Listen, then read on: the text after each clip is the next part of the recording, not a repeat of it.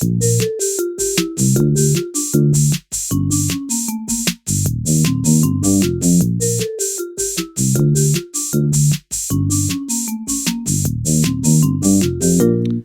York and/or Sargent, everybody. Welcome to the Bad Rating Podcast. I'm Atlas Novak. I'm one of your hosts, or the only host today. And our guest today, you have seen him, I'm pretty sure, literally everywhere since the 80s. It's Paul Jacek, everybody. Thank you, Atlas. This is so much fun. I can hardly wait. Yeah. I mostly just know you because of the class I was doing that I'm doing with Mary Kennedy. But, like, you've been places and stuff.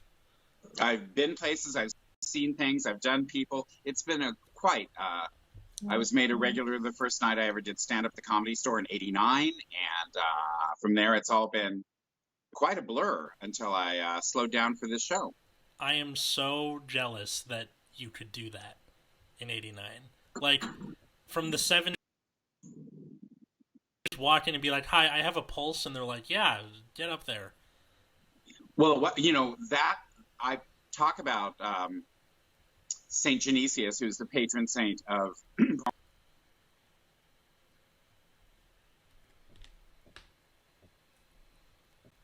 a stand-up comedy class, and back in the late '80s, anybody that had a hot lamp and a Mr. Microphone called themselves a comedy club.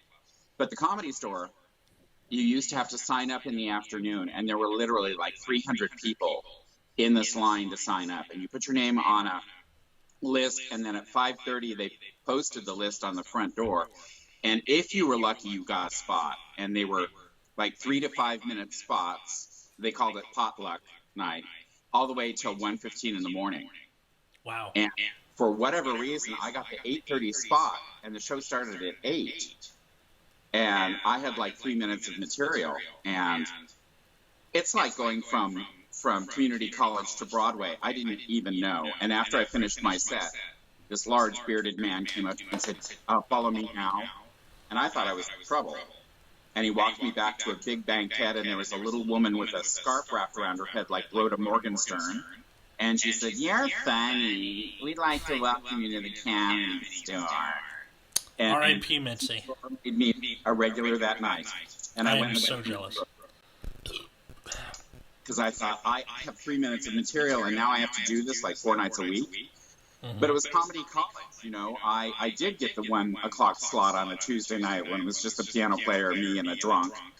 But you grow up that way. And then I started doing spots all over and did road work. And and about 15, maybe 18 years ago, I was doing a show in Long Beach, and there was a chubby, loudmouth broad from Boston on stage, and I thought, wow, she's either going to be my best friend or I'm going to kill her. I can't decide which. And it was Mary Kennedy, and she remembers it differently. I remember meeting there at a comedy club, but she thinks we met at a benefit. So we actually did benefit not long after, but we were on the same bill.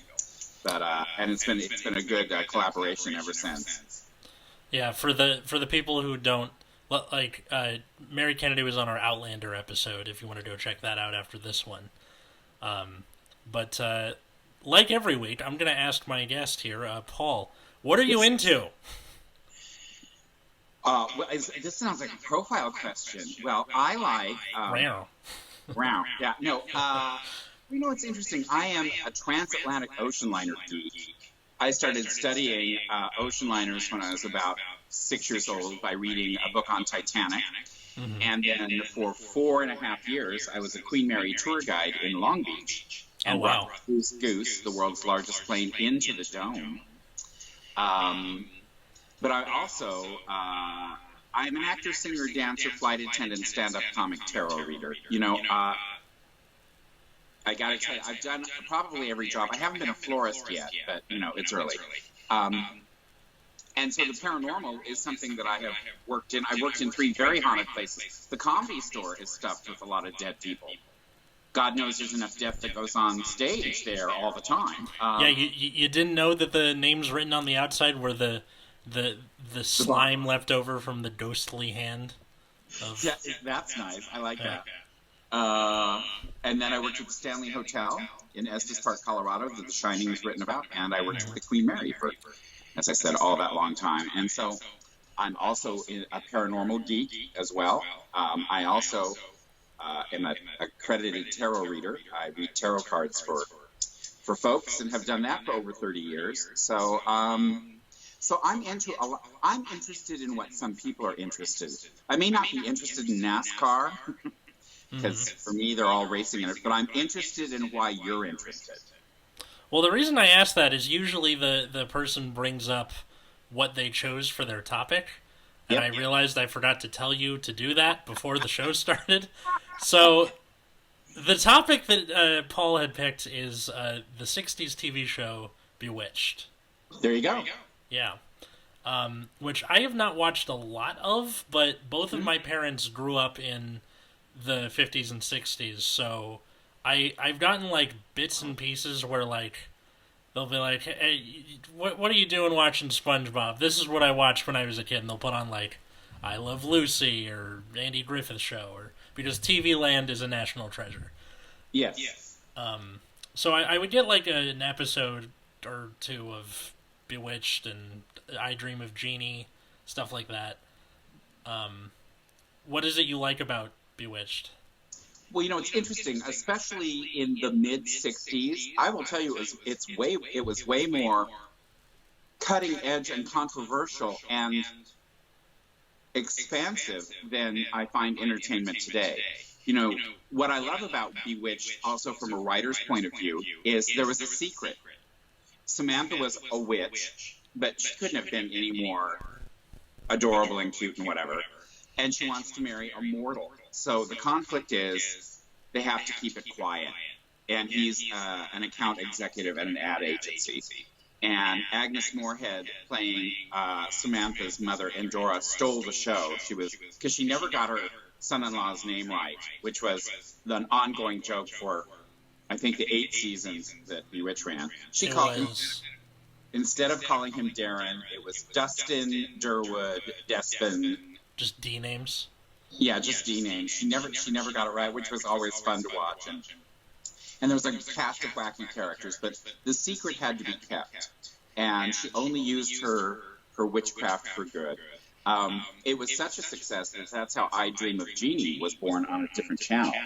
That they decided that they would all go, ooh, let's do something paranormal. But at the same time, we were having the Munsters, which was this wacky, ghoulish family, and the Addams family. Yeah.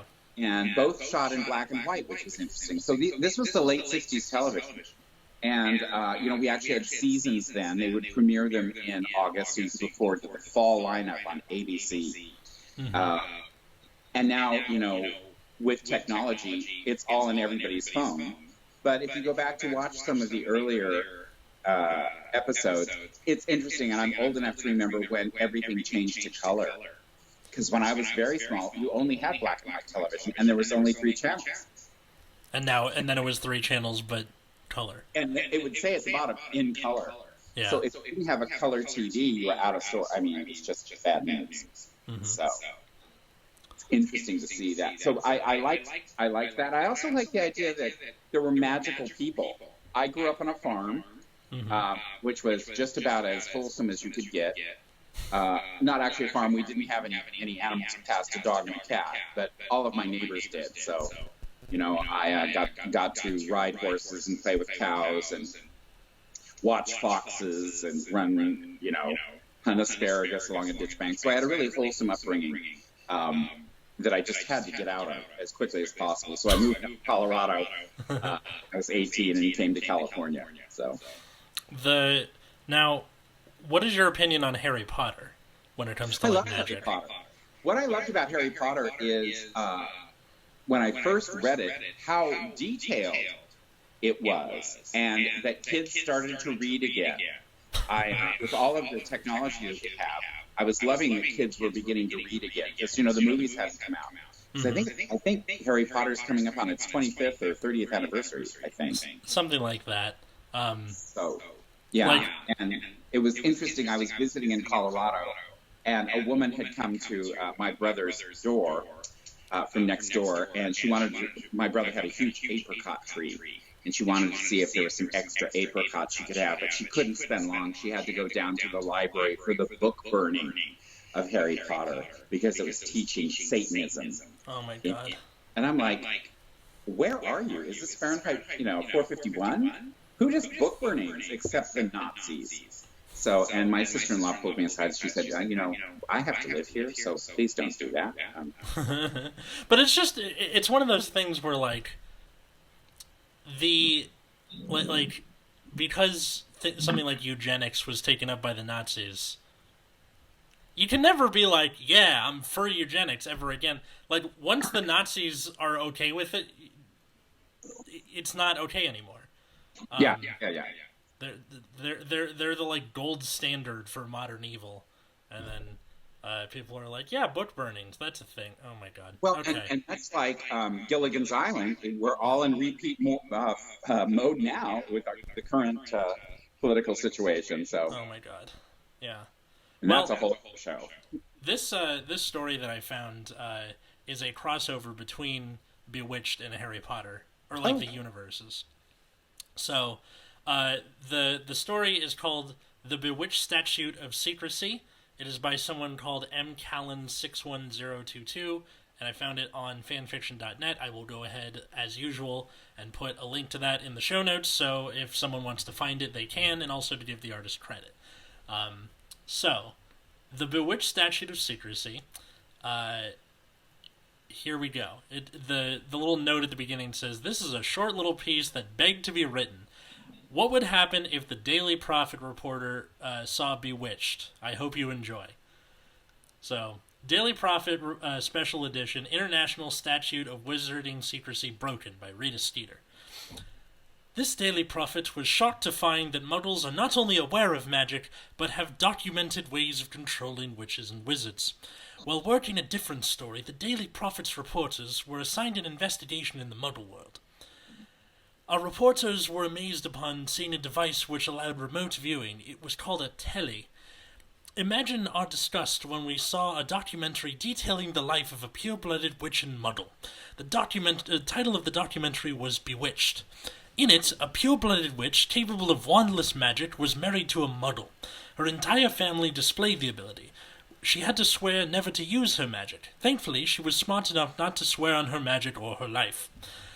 The show came from America. However, the witch Samantha had British roots. Her mother, Andorra, a beautiful pure-blooded lady, tested the muggle Darren Stevens.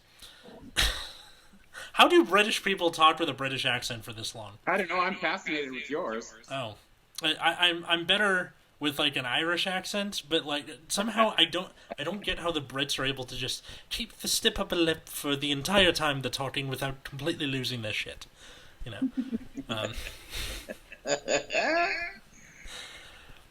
She strove to free her daughter from the clutches of a man who makes her daughter live as a squib. Andorra was a powerful witch. She refused to bow to Darren's demands of not using magic. She never used the muggle's true name. Durwood, Darwin, Dummy are some of the names she uses for him. Always funny. Yeah. We respect her and will follow suit. We are able to see how the witch, Samantha, was enticed into marriage. Our viewing of the event showed that her, quote, love began when they were eating a meal together. Why would a strong, independent witch deign to have a meal with a magic-hating muggle? The only explanation available was that she must have been potioned. Dare we say, amortentia? Amortentia. I assume that's some kind of love potion? Maybe. Yeah. That is a great mask, holy shit. Isn't it? I thought I'd show you. Wow. That's, for the YouTube people, he's got a... or the listening people, he's got a mask of Andorra. That is great. I'll go ahead and put that on Instagram if I remember to. Let's see, amortentia. We do not know. Which was evident. Was evident is that Samantha fell deeply in love with someone she had nothing in common with. Additionally, upon learning of magic, Durwood. like now they're using the wrong name also. Still funny. It's Yeah. still funny. What, just like a thing where they just never get it right just to screw with them? Or you'd think they would run out of D names eventually over 8 seasons? She did well, and Mary and I had that instance. She had somebody who only referred to her as Marcy. Marcy? Mm-hmm. Interesting. And I had a guy that he asked me before the show started. He goes, "Hey, kid, what's your name?" I said, "Paul Jacek." And he said, "Great. Ladies and gentlemen, Peter Jacek." Peter what? Jackal? Jacek. Mm-hmm. Peter Jacket. That's I've gotten stuff where like because I'm like a guy who mumbles a lot. It would be like they'd think I'd say Alex or Alice instead of Atlas, but I don't really get that. The most common mistake with my name is my last name is Novak, Novack, and most people will spell it without the C because that's how you normally spell it. It's just that some dude on Ellis Island was like, "We're gonna throw a C in there just to be an asshole." Sure. I'm not sure why you would, but you just have that day at work, you know. Right. Let's see. Upon learning of magic, Durwood derided it and asked for the above-mentioned oath. Like any good mother, Endora tried to discover what had happened, but was rebuffed at every turn. Endora even went into the past and gifted the Stevens family with magic. When the model began performing accidental magic, he forced Samantha to remove his magic. Yes, dear reader, you see it right. He rejected the gift of magic. Of course, it required Samantha to use magic to remove his gift. That was an acceptable use of magic to him. Why? He gave permission. Like, was that a thing where, like, you can take away someone's magic with your own magic? It's much more of a comment on male-female relationships of the 60s, and as we're seeing in the current Supreme Court justice. Not yet. Has the final say over his wife's anything. That's what it was. Durwood said, "I don't want it." She had to follow through. Oh. That's interesting. So, wait, when Dick York left the show and Dick Sargent took over as Darren, was there any, like, reference to this is a different actor? No, not at all. Dick York had, from what I understand, I was really very fortunate. I got to work with a man who was putting together the DVD compilation of Bewitched, and got to talk to him. And Dick York had a back injury before Bewitched started, and during the filming of it, he was suffering a great deal and was taking quite a bit of pain medication, and it got to the point where he was unable to work. Ouch. So, without even a mention. Now, it's funny because Dick Sargent had been considered before Dick York, and had even like gotten a callback in the audition. Yeah. And the producers, so Dick Sargent was aware of the role. He'd auditioned for it, and it went to Dick York, and then Dick Sargent finally ended up and finished the series as Darren. I would think that there would be some kind of like in-universe explanation. It's magic; you can do whatever you want, even if it's just kind of like a tongue-in-cheek thing. It was never mentioned. Later on, she had a baby, Tabitha, who was a little witch. And then just before the series ended, she got pregnant again and had a baby, Adam, and Adam was mortal. Interesting. Dude, that poor kid. Not only is he a younger sibling, his older sister's a witch. Right. And that storyline would have been really miserable. Yeah, I mean, well, like... He's really Baron Trump is what it is. He's what? He really is Baron Trump, really. Yeah, kind of. I always called my sister a witch when we were little, because I thought she had magic over me, but it turns out she was just taller. Easily seen. Yeah, but, like, imagine if that was a thing where my sister could, like, throw me around, like, telekinetically, or shapeshift stuff, or however it is you want to do it. Because, like, Bewitched had a soft magic system where basically anything goes, just as long as you can get that nose twitch off. But...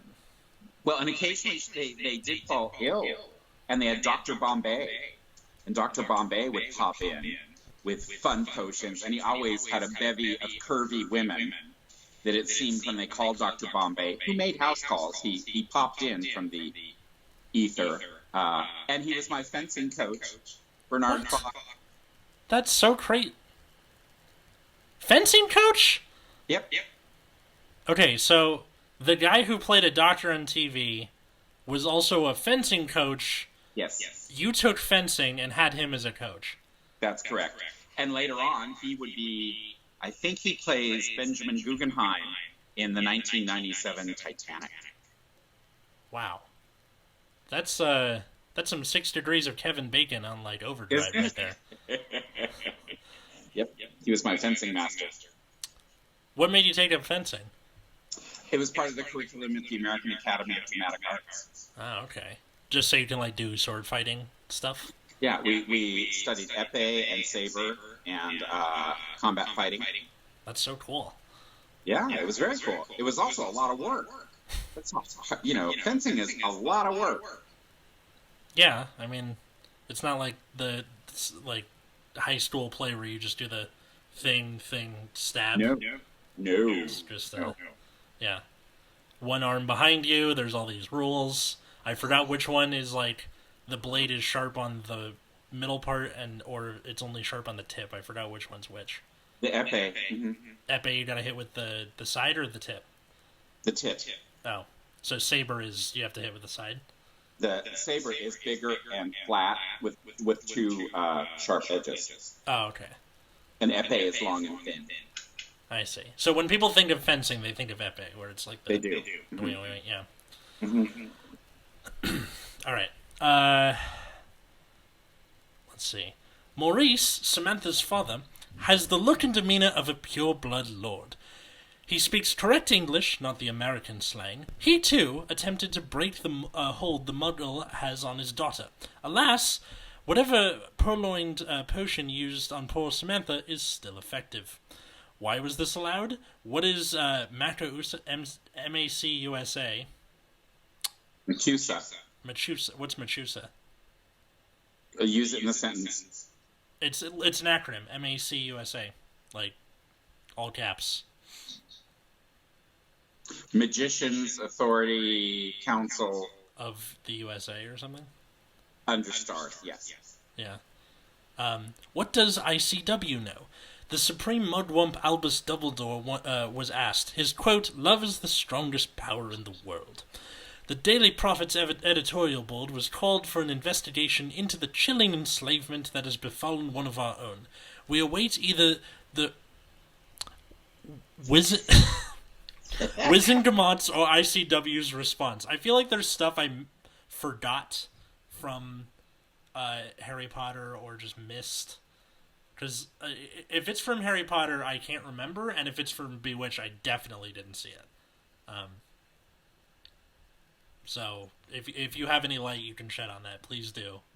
Otherwise, I don't recognize them. Yeah. So. It's probably something from Harry Potter that I don't remember, because last time I read one of the books was like 2009. It's been a while. So that was the first chapter. What do you think of it so far? I love it. I think people are always fascinated. I work in a metaphysical store, and it's interesting. People come in, and they're either interested. They're also looking for hope. It's the same reason people buy cosmetics. For hope? Mm-hmm. That's not what I usually think of when I hear cosmetics. Oh, we're hoping that we can leave the house and people won't spit on us if we use this product. Right. I've never been so ugly I've been spat on before. Been made fun of. You're a lucky man. And that's why I think the idea of theater and entertainment is magical, that we transport people to a different time and place. Mm-hmm. So I think it might, the gift of storytelling, even when Og and Trog were sitting around a campfire as cavemen, somebody was telling a story about the mastodon that they chased. So I love how they, within the magical world, it's also an attachment to the ultimately practical metaphysical world. Mm-hmm. It always like I like this format of like a news article almost, or like an op-ed, but Mm-hmm. for like compared to the shitty amounts of op-eds we've been getting uh, Indeed. in the last 4 years, it just comes off very like sort of hoity-toity. Like, how could this how could this like person who's better than other people marry someone below her class? I just don't understand it. Wizard supremacy? What's that? Like, Love is blind. yeah, or something like that. And deaf and dumb sometimes, so. Wait, so that's how Tommy was written? The Who was in love? Oh, and I love that you know Tommy. Oh my Yeah. gosh. My dad gave me a CD of the Who's Tommy for my birthday when I was 13, Excellent. and I was like, "What?" And he was like, "It's a rock opera." And I was like, "What's a rock opera?" And he goes, "It's where they write an album that tells a whole story." And what's fun about Tommy to me is that some of the songs are like 10 seconds long, Yeah. and that just counts toward it. Well, you must see the movie. I've seen like I've literally only pulled up the clip for Pinball Wizard. Yep. That's it. That's the only that one and Sally Simpson. I actually played the Pinball Wizard in a review. What do you mean in a review? It was clips of different favorite songs from different movies, and this had to be, gosh, let me think, 1977, 78, because it came out in 76. Yeah, And I got to be the Pinball Wizard. that's so cool. It was very cool. I loved the movie. I saw it the second week it came out. I was a big Tommy fan, and that you enjoy it. I love that even more. What's your favorite album, rock opera or otherwise? Ooh, rock opera or otherwise. Let me think. I don't know. Jesus Christ Superstar I liked. And they're about the same age. Jesus Christ Superstar came first. It really was sort of the first rock opera. I have seen it on stage. I liked the movie. I can't believe it's like the 50th anniversary of Jesus Christ Superstar. When we're talking about like movie musicals or albums, Evita would be one. Let me think that I play all the time. But I was also a disco bunny. I came of age at a great time. I graduated high school in 76, and disco was, on a... What I loved about it is, as disco started, it usually had a kick-ass brass section, man. Mm-hmm. And even now, I try to listen to some modern music, and I look perplexed, and... that was just, now I'm going to sound like a crusty old man, but, now I came of age before auto-tune, so... Well, yeah, because like the first major instance of autotune was Cher's "Believe," right? Mm-hmm. From the 90s. Yeah. My parents had me pretty old, so a lot of my music taste is stuff from the 70s and 80s. Excellent. And like I found out my dad was at Woodstock and my mom was at Studio 54 in the 70s, and they just never told me during I'm like, I feel like you would bring this up. No?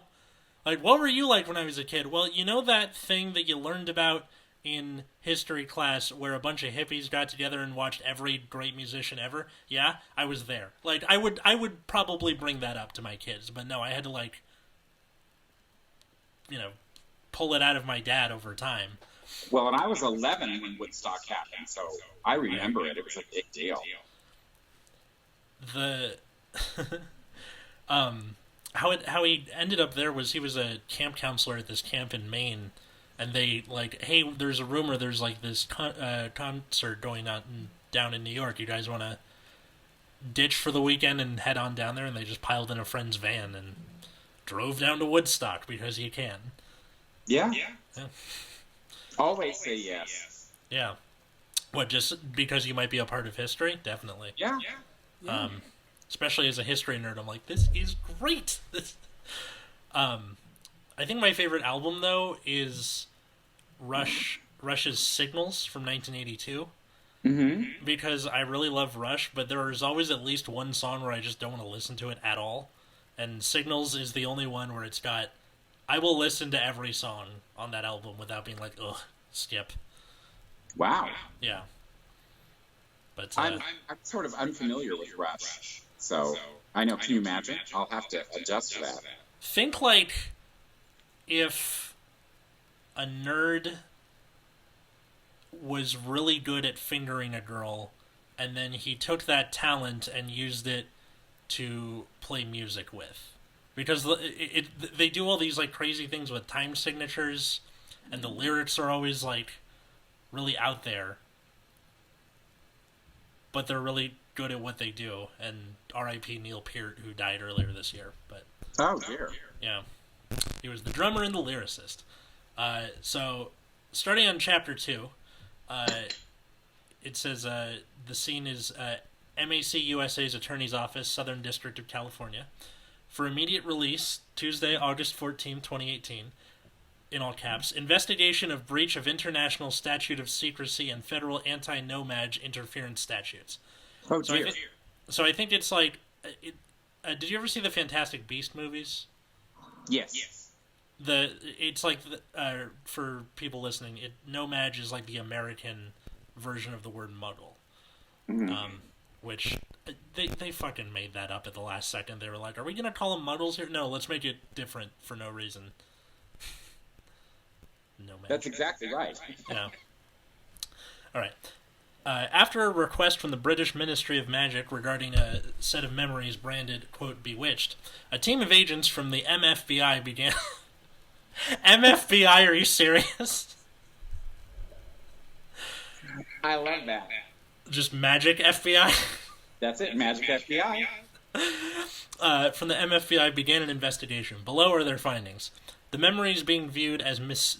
Skeeter, a journalist attached to the British Daily Prophet, were identified as recordings created by the Nomad entertainment industry, specifically the technology called television. This is a means by which Nomad can view pre-recorded and live events. The entertainment show, quote, Bewitched, did show signs of magical knowledge. However, they were all inaccurate and used for comedic effect. In Nomad parlance, it was a modern-day fantasy comedy show. It was delivered episodically in half-hour increments and produced over 8 years from 1964 through 1972. So that fits. As this was a possible breach of several statutes, the team investigated each member of the production. Most are deceased. Ouch. Of the few who are still alive, all are full nomads with no knowledge of the magical world. Their spells, incantations, and other magics were special effect driven, with few parallels with magic as it is performed today. Mm-hmm. In regards to some memories being in color and others not, this was found to be directly tied to the technology available at the time. The first 3 seasons were in black and white, as the cameras were unable to store color. These have been colorized and therefore can be confusing. The latter seasons were all recorded in color. The primary cast was Elizabeth Montgomery, a Nomad actor, played Samantha Stevens. She played the witch wife of Darren Stevens, a Nomad. She died April 15, 1995. Agnes Moorehead, a Nomad actor, played Endora, the mother of Samantha. She died April 30th, 1974, months after the last Bewitched episode. Indeed. Well, that's sad. That's She was marvelous. She was a marvelous actor. She was part of Orson Welles' troupe of the Mercury Theater. She's in one of the best films of all time called The Magnificent Ambersons that you must see. And through the early 60s, she's also in one of the best camp horror films of all time. And she should have won an Academy Award called Hush, Hush, Sweet Charlotte, starring Bette Davis. And she plays her common, slatternly housekeeper. Interesting. Who's great. I watched both versions of The Longest Yard earlier this week.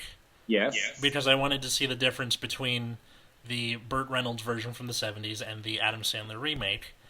And I think it's just me being a late millennial, I enjoyed the Adam Sandler one more, as sad as that is, but... I noticed it's sad. What?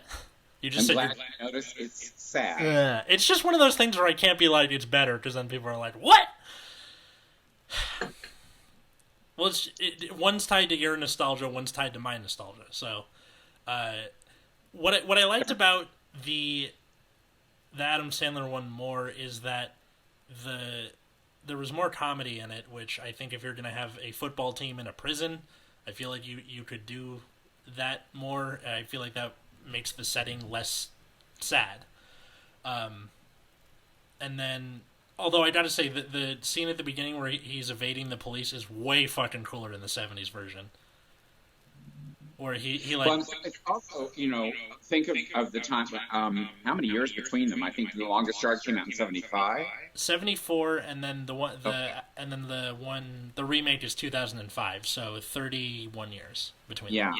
Yeah. How the world has changed, and how quickly. It's interesting because Burt Reynolds was such a hot superstar then. Yeah. That people were going to the movies because of who was there. It was a Burt Reynolds film.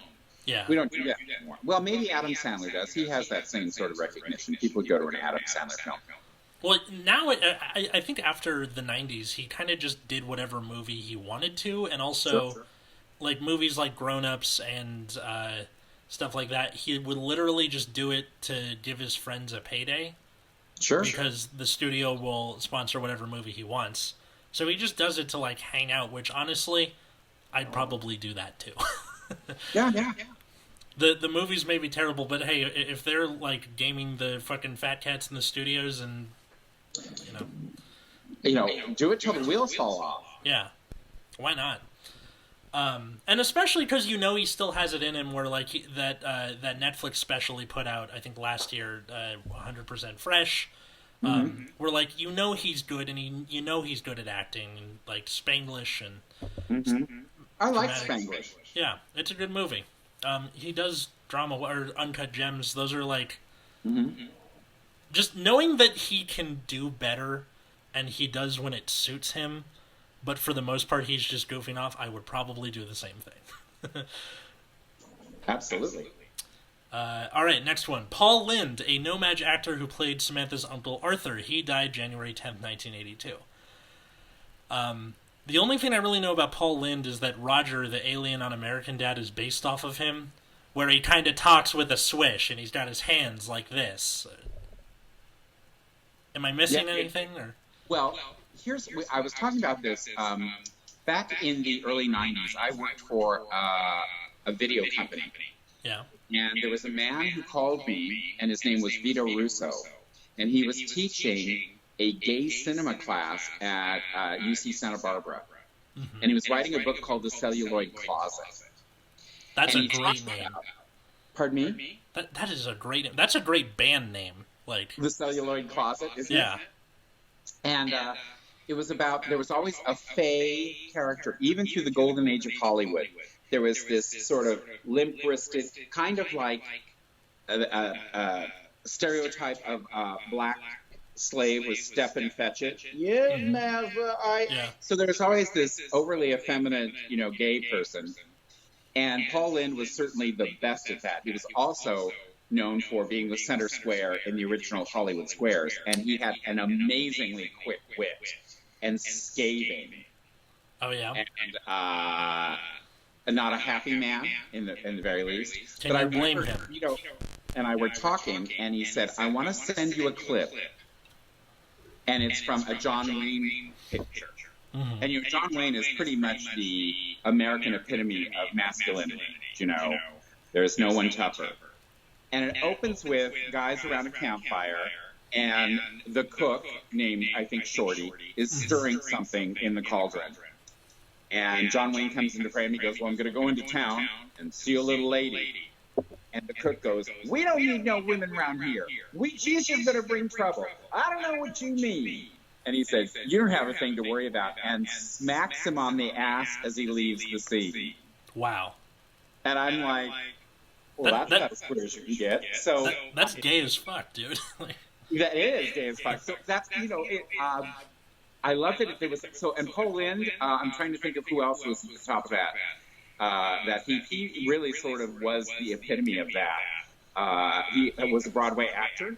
He came up through the legitimate theater. He was on Broadway in Bye Bye Birdie, and then did the film as well with Anne Margaret. And but died very, very unhappy in 1982. I remember when he passed. Damn. Whenever it's really fun hearing about all these like comedic actors that always like came up through Broadway. Like hearing about Jason Alexander, George from Seinfeld, being like die-hard Broadway actor, but you just think of him as George, and then you see him like kill it in The Producers, and you're like, okay, cool. Like, You know who else was a fine actress and she only got one shot at it on Broadway was Joan Rivers. oh really? What was she in? I'm trying to remember. It was not Brighton Beach Memoirs. It'll come to me in a minute. And she only got to do a very short run, but she was marvelous. But there's also I think it's a Twilight Zone. It might have been a Playhouse 90, where Milton Berle plays a gambler, and he is flippin' brilliant. He doesn't go for any short jokes or anything. He's just phenomenal. And that's why Mary and I were talking. Sometimes in episodic television, even today, they will go for a comic because comics can play a tougher emotional scene because they have the sensitivity for it, where sometimes people who are trained as dramatic actors and not necessarily have either a sense of humor or comedic timing can't do it. That's so interesting that like that's how that works, where some like comic actors they can only do the one role. Mm-hmm. Or you have others that have like this crazy range. There's no like, he's okay. It's always like he's got the one thing, or he is everywhere, or she or they are everywhere. Yeah, and people worship at the shrine of Meryl Streep, but really, there's few things that woman can't do. Oh, And she's sure. one hell of a comedian. She makes me laugh. If you ever want to see a terribly fun, bad movie, see She-Devil. I've seen The Devil Wears Prada, but never. Oh, She-Devil! It smells in the DVD case because it's so bad. It's Roseanne's first movie, Oh no. and Meryl Streep plays a romance author, and she only speaks in a whisper, and she has very long blonde hair and this big floppy hat. Oh, she's worth the movie. Roseanne is just ridiculously awful, but She-Devil, it's worth rent. You ever see a movie where like the movie itself sucks except for that one character? Or, Yeah. Like, that doesn't necessarily save the movie, but it's worth watching just for the one person. I have a lot of favorite moments from bad movies. Oh yeah. All right. So, Paul Lind. Bernard Fox, a Welsh No-Maj actor, played Dr. Bombay. He died December 14th, 2016. Yes, he did.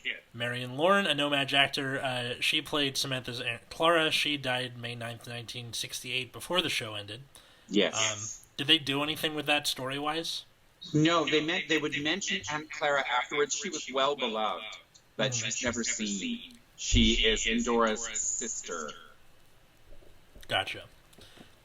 Maurice Evans, a Welsh No-Maj actor, he played Samantha's warlock father. He died March 12th, 1989. Dick York, a No-Maj actor, he played Darren Stevens, Samantha's husband. He left the show after the 1968 season. He died February 20th, 1992. And finally, Dick Sargent, a No-Maj actor. He again played Darren Stevens. He took the role in 1969. He died July 8th, 1994. I'm not sure why they felt the need to list everything, list exactly what happened to all of them. After watching each episode and talking with the few writers, actors, and others attached to the show still alive, a team determined that no violations occurred. The show was a fiction based on a No-Maj idea of what witches and wizards could do in the then current time. And then that is the end of Chapter 2. Well, part of it also realized that we were under a lot of pressure from the Vietnam War. And so people were looking for magic and escapism as they were sending their sons off to an undeclared war. Right. That's so funny to me. It's like, hey, I know we just, our son got drafted, and he's probably going to die under a cloud of Agent Orange, but man, she turned his boss into a monkey. That's funny. There it is. There it is. It's a little sad. I've definitely regressed during this pandemic, where I went back and watched basically all of Homestar Runner. Um, did you have anything like that where you just kind of fell back into like childhood habits just because of like how existentially crushing the entire thing was? Um, I did. I binge watched. There's a lovely English series called Rescue Mediums, Mm-hmm. and it's two little English ladies that free lost spirits in haunted houses. Yeah. And it's a marvelous formula show. It opens with, "Oh, we've heard a bump in the attic, and we're afraid in our house. Mm-hmm. Oh, let's call the rescue mediums. Oh, here they come." Okay, and they contact the spirit, and they lead them over to the light. And at the end, they do a toast with their kind of spirits. Yuck, yuck. That went for 8 seasons. I loved Rescue Mediums, and I love Absolutely Fabulous. Do you know Ab Fab? I've only heard of it. Oh, it's if you're going to be in my class, it's required viewing. Okay. Because the Brits, two things about British television. Their humor is always spot on and very sharp, and their audio is odd. I don't know, they've never gotten audio right. Anyway, in Ab Fab, best friends, Patsy and Adina, and they're wealthy, but they are falling down drug addict drunks. They're just a mess. That's great. With endless amounts of money. And Eddie has a long-suffering daughter named Saffron, or Safi, who is about as straight-laced as it comes. And Safi and Patsy hate each other. And Patsy will say things like, besides the fact that you dress like a Christian missionary, I wish you would stop speaking to me in that tone. I mean, it's hysterical. She came into a room and screamed, and Safi said, "It's me." And she goes, "I know, I'm not blind." I mean, you must watch it. I will have to give it a shot. I'm just watching episodes of Archer right now because I've run out of TV for the most part. Well, if you have any questions, I'm especially the golden age of TV from the 50s through the 70s. Have you ever discovered the Mary Tyler Moore Show? Yes. I got a lot of 70s TV both through my parents and through that 70s show. You bet. They would mention stuff in passing, be like, "Oh, let's go check that out." There's a scene where it's like they're kids and they're in the circle, and it's like, okay, all right, who would win in a fight? Samantha from Bewitched or Jeannie, and then it's just them arguing. So it's that thing where you go check it out, or like Three's Company, or whatever. Mm-hmm. All right, so this last chapter here. Indeed. So we're going back to the British accent because it's Wednesday, August 15th, 2018. No breach of ISS. Bewitched declared Muggle entertainment.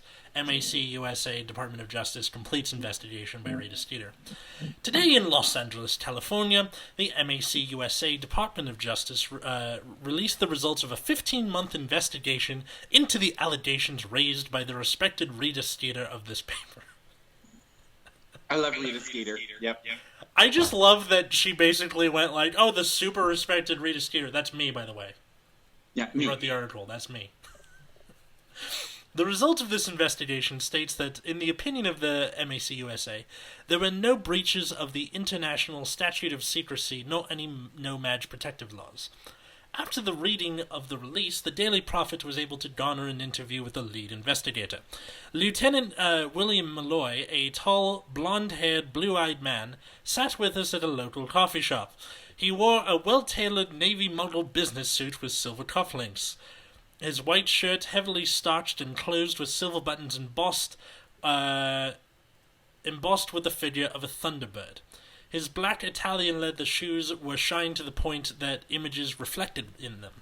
Reflecting his magical heritage, he wore a floor-length coat which flowed like the capes wizards in Britain wear. It was more practical, though, as it had sleeves, pockets, and a belt. The transcription of the interview follows. "Thank you for meeting with me, Detective Malloy," Rita Skeeter gushed. "I understand that you've already been assigned your next case." "It's Lieutenant, actually," he gently corrected as he took a sip of coffee. I hope you don't mind. I typically use quick quotes quill during my interviews. Rita leaned forward slightly. It makes the interviews ever so much more relaxed. She finished with a smile. With a slight upturn of his lips. As long as you want to print what is printed is accurate, I have no issues at all with the use of your quill. How do people, like, go back and forth between voices without, like, some crossfade It takes practice. going on? Like, Seth MacFarlane has the hardest freaking job in the world, going from, like, Brian to Stewie to Peter. Well, and it appears that it's seamless, but there's several takes there. Oh, But I'm sure, but... I saw him at the Hollywood Bowl. Have you ever heard his Standards album? No, I haven't. What is that? He's an amazing vocalist. Really? He came out, and he's a good-looking man, and he was in a tux. And I certainly knew him from all of his voice work, but he started into it, and he's like Frank Sinatra. I mean...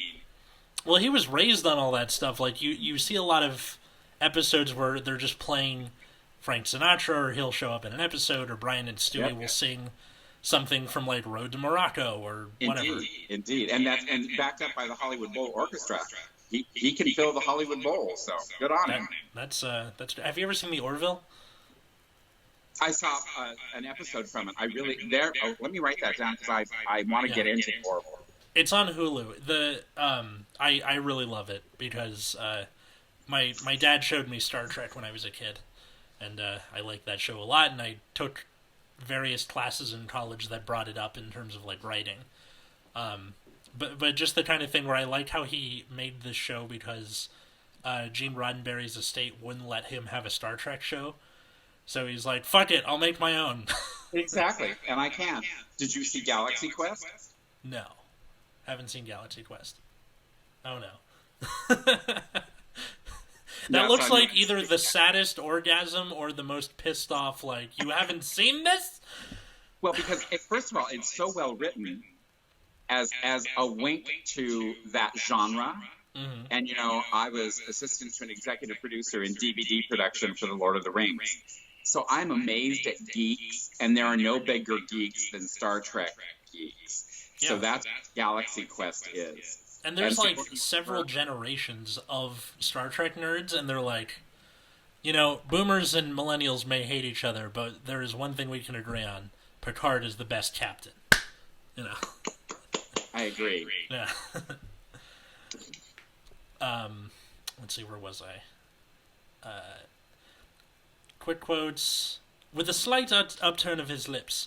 As long as what is printed is accurate, I have no issue with the use of your quill. Again, thank you. Rita paused. Can you explain how the models, no mages, were able to perform magic on the supposed entertainment show? Sitting back in his chair, the DOJ representative sighed as he looked furtively to the side. Miss Skeeter, we interviewed everyone who is still alive that worked on that show. There was no magic performed. There were non-magical illusions set up. When objects were acioed, for instance, they were connected to wires which lifted and carried the objects. When people apparated or conjured items, the filming was stopped while the additions or subtractions to the scene were made. To this writer, the answers seem to be rehearsed. The powers used do not use the same phrasing as we are normally taught and were cast wandlessly. How can that be explained by wires? Also, why couldn't the wires be seen? Still not looking the reporter in the eyes, Lieutenant Malloy seemingly recited, Miss Skeeter, the phrases were nonsense phrases to make the illusion seem more believable. The wires were very fine, thin enough so that they were lost against the background of the scenes. It's perfectly explainable by mundane means. I have discussed the manner wizards and witches are apparated in the British Department of Mysteries. You know where an incantation was performed to allow the target to soundlessly apparate to them. The reporter smiled at the DOJ representative. I was told that it is possible that such a method could work. In fact, they were rather excited about the possibility as I left. While it would be much more convenient to have others call us and allow us to apparate anywhere in the world, you need to remember that this occurred on oh, sorry, that's him. Damn it. That happens so much where, it'll be two separate lines of dialogue with only two people talking. but it's a different person, and you got to figure that out by context because there's no said Rita said this guy, and that is one of the shitty things about fan fiction. There are so many things we have made fun of on this show in the past. So far, this has been pretty good, though. You think? Yeah. Oh, I'm having a great time. Yeah.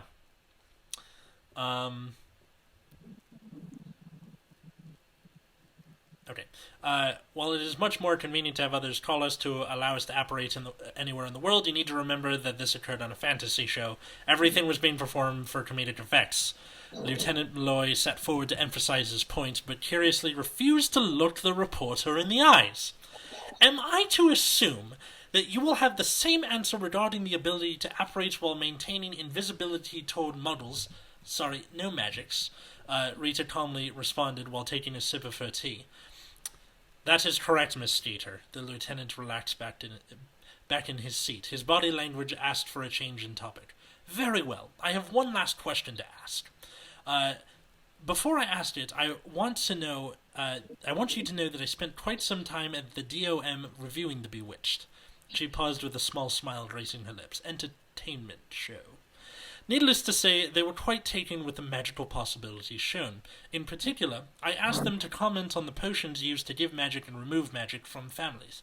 If you remember, the potion only began working 7 generations after it was ingested. Conversely, the potion to reverse the gift took the same number of generations to become effective. Looking across the table at the lieutenant, she paused before continuing. Would you like to know what their thoughts were? Not really, no, he stated. With a shrug. You're going to tell me anyway, I bet. At first, the thought of a potion that worked on families and would only be effective after 7 generations was laughed at. Unspeakables. Being given who they are, being tossed ideas into each other. It was soon apparent that a potion could be bound to a family line, that effects could be delayed or made more effective on future generations. With the use of the magical number 7, the effect would be very strong. Rita smiled at the lieutenant. Did your investigation look at any of the potions and their effects? Looking very uncomfortable, Lieutenant Malloy countered, Miss Skeeter, my team did a very thorough investigation and found no evidence that any of the spells, potions, or other so-called magical effects occurred through any means other than mundane ones. The reason I am asking is that the potion that gives magical abilities to a family 7 generations past ingestion could explain how muggles are gaining magic. Rita forced on. Can you see any other way? Could Samantha and her family not be part of the Primorales, those first blessed with magic? The lieutenant stood up. Miss Skeeter, this interview is over. I do not have the time nor the inclination to discuss conspiracy theories with anyone. Then he left. And that is the end of that quote story. That's really like a news story. What'd you think? I loved it. Well, I love the blend between both of them. I think there will always be a curiosity and or a wondering of magic. You know, magic or religion or psychology. Really, at the top of all of that idea, it takes us to the same place. So, right. It's so interesting to me that they were. It seemed like an almost seamless thing where it turns into this weird. Like it almost came off like NPR a little bit. Yeah, it was very correct. Yeah. Today on Capitol Hill, there was an investigation into the blah blah blah blah blah. Would there be anything you would do to punch this up if given the chance? I love that she's not totally convinced that magic wasn't happening. That part I enjoy. That somehow maybe some of it slipped in. Maybe there was a magical person on the cast somewhere that was helping along, giving out secrets. That part, I enjoyed that part. I have the stage play of Bewitched. There's a stage play? A friend of mine wrote it back in 1993. Wow. And he had slated me to do Uncle Arthur. Oh, Sammy. Yeah. I would be Paul Lynde. And he sort of dropped off the face of the earth. We had a read-through. And the thrust of the stage play is that it's Tabitha's 18th birthday, and she's in quite a conundrum. She doesn't know what's a bigger issue, to come out as a witch or as a lesbian. That's kind of awesome. It's an amazing script, I will tell you. It's in 2 acts, and we had slated to do it like at midnight at a place on Melrose, because a few years earlier they did what they called the Real Live Brady Bunch, and it was sold out like a year in advance on Friday nights with a line around the theater. Wow. And then he went missing, and he ended up in a rehab facility, and then no one could find him. And when we were doing the read-through, we had a 3-day read-through, and a friend of mine is an amazing dead ringer for Elizabeth Montgomery. She would have played Samantha. And that's when they were shooting that terrible movie with Nicole Kidman. And we got a cease and desist order from Columbia. They found us at rehearsal, and the black suits walked in and it scared him really badly, and he dropped it. And that had to be 2004, because he had produced it in San Francisco at Theater Rhinoceros. And Saul Sachs, who originated the series Bewitched, had seen it and gave his blessing. So I still have a copy of it sitting in a drawer. It's a pretty fantastic, and it really needs to be seen on stage, because it's fun. Sabrina shows up, but it's a woman with her back to the audience, so with the dark wig. I mean, he was brilliant in all of his devices to make it perfect for the stage. So you should come back on the show sometime, because we have episodes where either one of the hosts or a guest will bring on something they've written, and then we do the same thing. We go through it and make fun of it. Maybe we could do some kind of reading, because the last one we did was I wrote a Seinfeld spec script, and we all just ripped on that. Yeah, so invitations open, because technically that's commentary on the thing, so it'd be under the laws of fair use, but it's up to you. And I think we're going to see smaller theater come back first. Oh, from the pandemic? Yep. Yeah, I don't know how we're going to fill the Disney Concert Hall, the larger houses or the Music Center, but I think, especially with stand-up, and I think with smaller theater, I think it's going to... People are so hungry for entertainment and live entertainment.